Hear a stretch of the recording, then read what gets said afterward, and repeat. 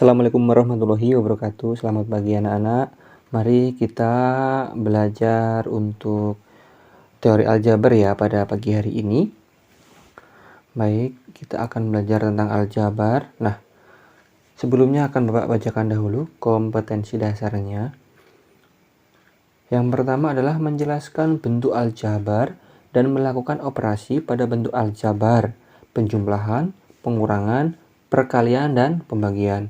Kemudian, yang kedua adalah menyelesaikan masalah yang berkaitan dengan bentuk aljabar dan operasi pada bentuk aljabar. Nah, pada pagi hari ini kita akan belajar untuk menyelesaikan masalah yang berkaitan dengan penjumlahan, pengurangan, perkalian, dan pembagian bentuk aljabar.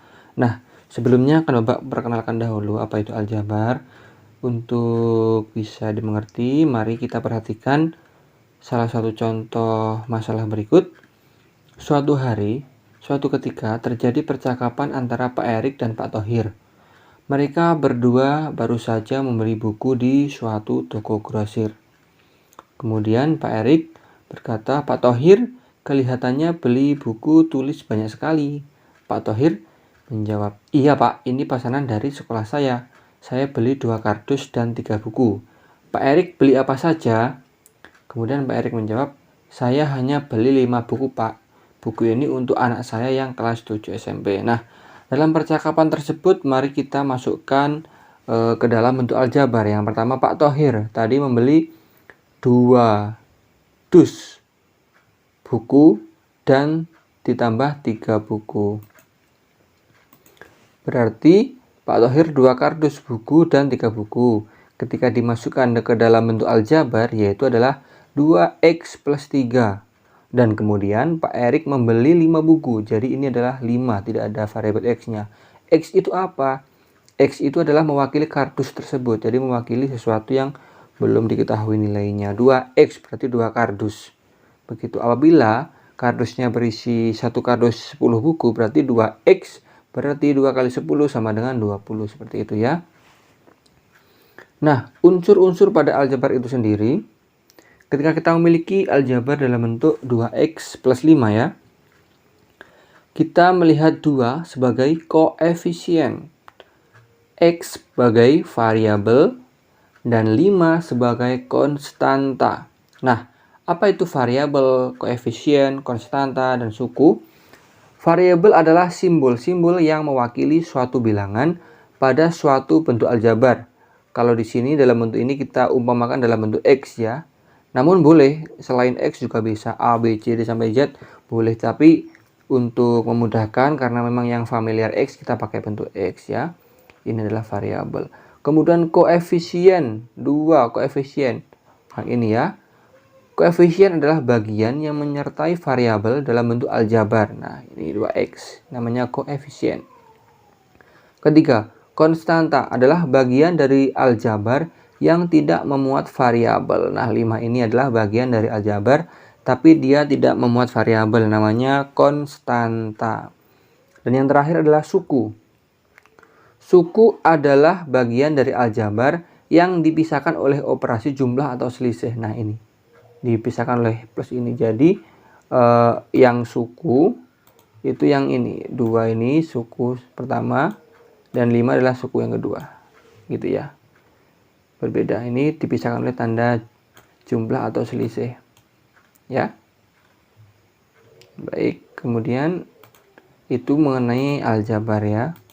Selanjutnya penjumlahan dan pengurangan bentuk aljabar. Nah, ini untuk operasi yang pertama kita lihat. Cara menjumlahkan aljabar pada dasarnya dapat dilakukan apabila elemen yang dijumlahkan mempunyai suku yang sejenis. Ingat ya, suku yang sejenis.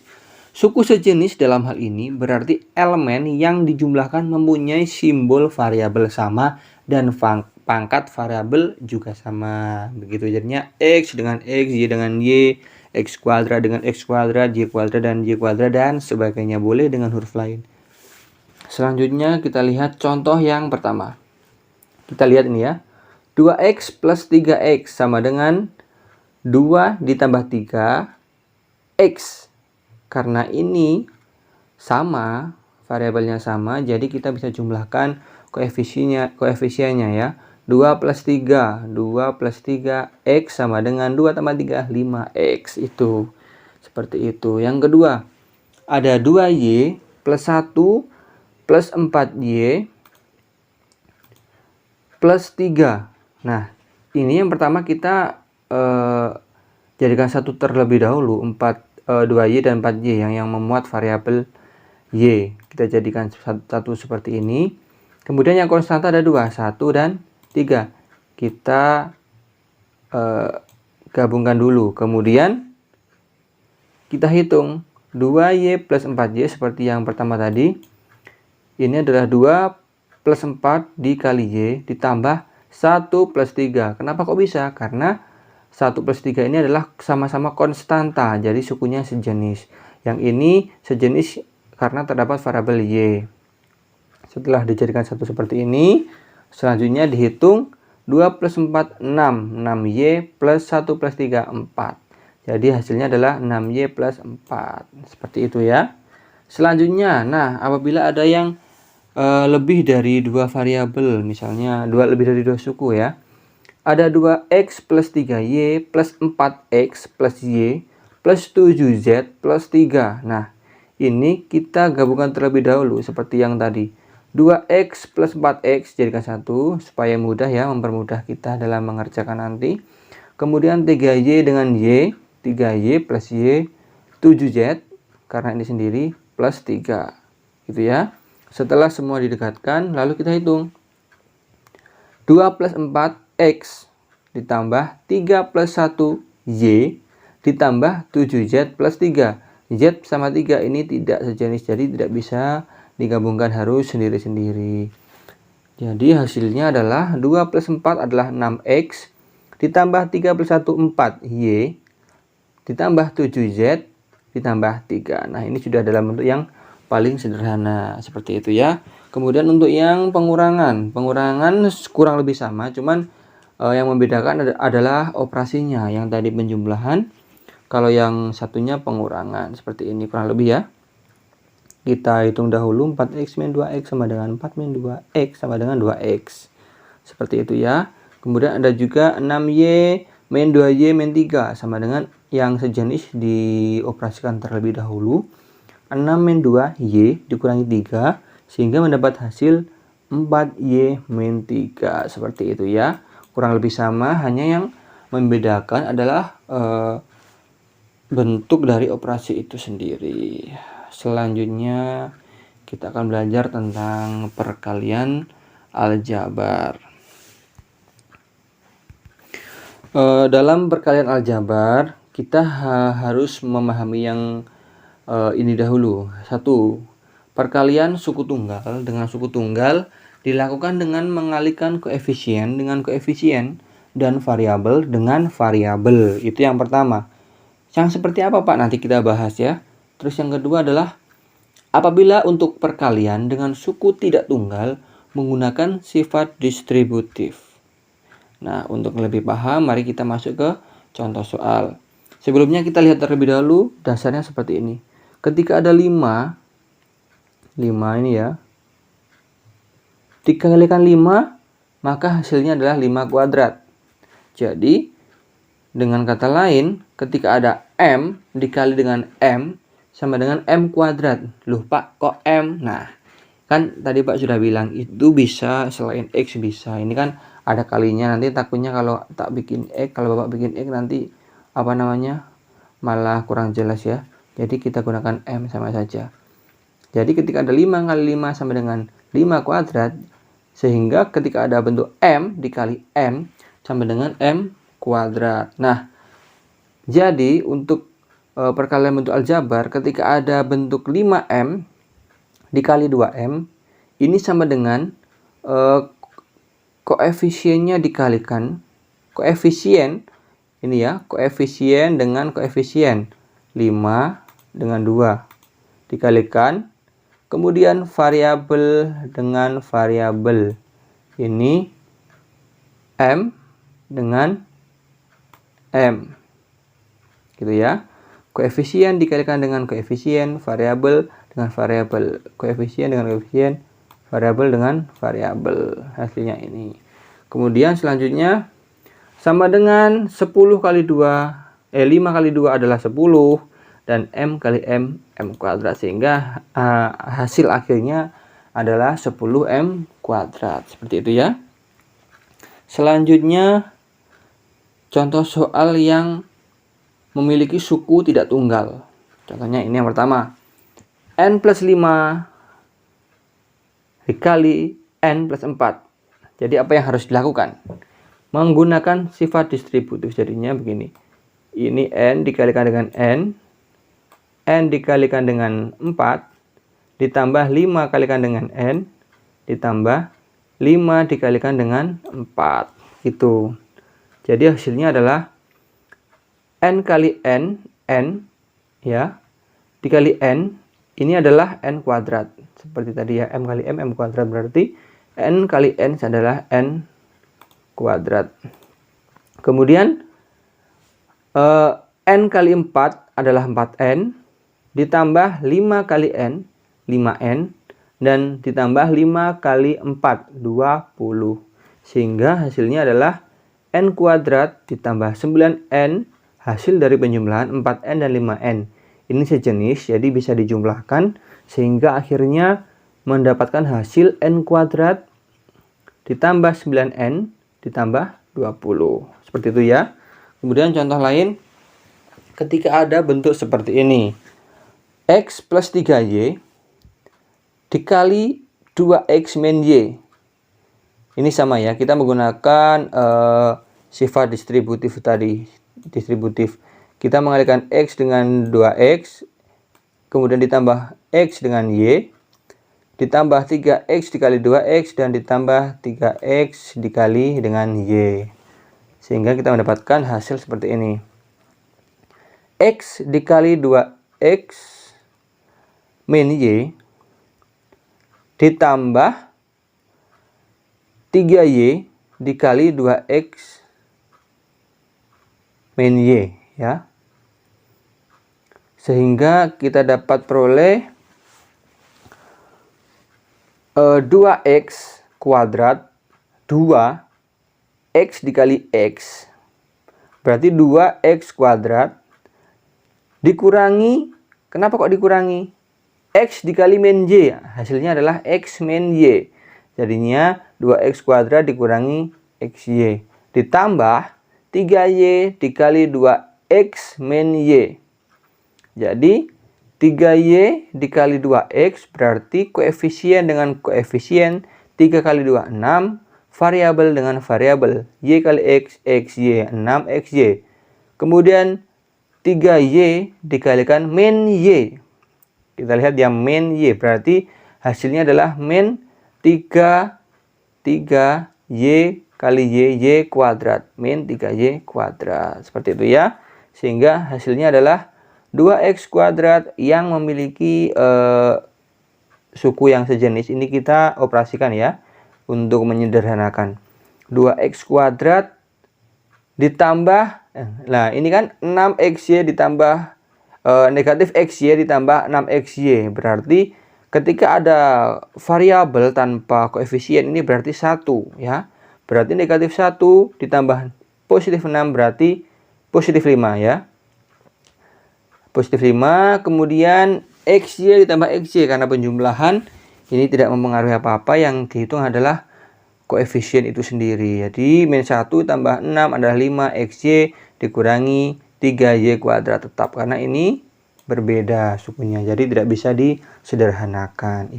Begitu. Itu untuk yang perkalian aljabar. Sudah paham kan? Nanti kalau belum paham bisa ditanyakan lewat WA, bisa, kemudian tulis di kolom komentar juga bisa ya. Selanjutnya yang terakhir kita akan belajar tentang pembagian dari bentuk aljabar. Nah, pembagian aljabar oleh bentuk aljabar suku tunggal dilakukan dengan membagi koefisien dengan koefisien dan variabel dengan variabel. Jadi ketika perkalian tadi yang suku tunggal koefisien dikalikan dengan koefisien dan variabel dengan variabel, ini bentuk aljabar juga seperti itu. membagi koefisien dengan koefisien dan variabel dengan variabel. Mohon maaf ya, ini tulisannya salah, masih kurang A, variabel ya, variabel dengan variabel maksudnya. Kemudian yang kedua adalah pembagian bentuk aljabar oleh bentuk aljabar dua suku atau lebih dilakukan dengan cara bersusun. Nah, nanti kita pelajari bareng-bareng. Yang pertama kita lihat, untuk pembagian harus mempunyai dasar seperti ini. Kita lihat, ketika kita mempunyai X pangkat 6 dibagi X pangkat 2, berarti X pangkat 6 adalah X dikali X dikali X sampai 6 kali. Kemudian X kuadrat sama dengan X dikali X 2 kali. Nah, ketika memiliki koefisien yang sama, kita lihat pangkatnya 6 dan ini 2. Jadi kita sederhanakan dalam seperti ini. Kita kemudian bagi 2X, kita coret, dan 2X juga. Jadi tinggal 4X. Jadi hasilnya adalah X pangkat 4. Maksud saya X pangkat 4 ya. Jadi ketika ada X pangkat 6 dibagi X pangkat 2, maka X dikali X dikali X sebanyak 6 kali dibagi X dikali X 2 kali. Sehingga yang 2 dieliminasi, dibagi, tinggal 4X. 1, 2, 3, 4. Nah, X-nya 4 berarti X pangkat 4. Seperti itu ya. Lalu kita lihat ketika ada bentuk seperti ini. 16X pangkat 6 dibagi 4X pangkat 3 sama dengan 4X pangkat 3. Nah, bagaimana kok bisa seperti ini, Pak? Nah, kita lihat di sini. 16 dan 4 kita sederhanakan. 1, 16 bagi 4. 4. Oke. Kemudian X-nya tetap 6 dan 3. 6, 3. Sama seperti prinsipnya tadi. Berarti 6 dan 3 ini yang 3-nya habis. Yang 6-nya tinggal 3. Jadi hasilnya adalah 4X pangkat 3. Gitu ya. Itu untuk pembagian dasarnya. Kemudian kita lihat contoh soal berikut. Nah, ketika ada 24X pangkat 2 Y dibagi dengan 6XY, maka penyelesaiannya adalah kita pisah-pisahkan terlebih dahulu ya. Kita lihat koefisien, variabel, dan juga variabel yang berbeda. Ini ada 24 bagi 6, 24 bagi 6, X kuadrat bagi X, dan Y bagi Y. Sehingga kalau kita hitung, ini habis 1, 24 bagi 6 adalah 4, X kuadrat dibagi X, habis, berarti tinggal X, ini juga habis. Y dan Y, berarti tinggal Y bagi Y, 1. Jadi hasilnya adalah 4X dikali 1. 4 dikali X dikali 1. Sehingga jika dibentukkan dalam aljabar adalah 4X ya, seperti ini. Paham? Ini untuk bentuk yang aljabar, pembagian oleh satu suku tunggal. Selanjutnya yang terakhir, kita akan belajar bagaimana jika lebih dari 1. Maka kita akan belajar menggunakan contoh berikut. Ketika kita memiliki bentuk perkalian 2X pangkat 2 plus 3X min 9 dibagi X plus 3. Nah, ini gimana dong? Apa bisa menggunakan cara yang tadi? Tentunya ini berbeda. Kita menggunakan cara bersusun. Nah, seperti ini. Kalau orang Jawa bilang porogapit, gitu kan? Ini ya, kita lihat. Langkah pertama yang kita lakukan adalah membagi 2X kuadrat dengan X. 2X kuadrat dibagi X. Gitu ya. 2X kuadrat dibagi X. Berarti hasilnya adalah 2X. Karena ini dieliminasi. Berarti di sini 2X. Kemudian ketika ini sudah dibagi yang X, yang ini, dari ini sudah dibagi yang ini, menghasilkan ini 2X, maka 2X ini dikalikan 3. Gitu ya. 2X dikalikan 3. Jadi, yang pertama 2x kali x, ini adalah 2x kuadrat. Kemudian 2x dikali 3, ditambah 2x dikali 3 adalah 6x.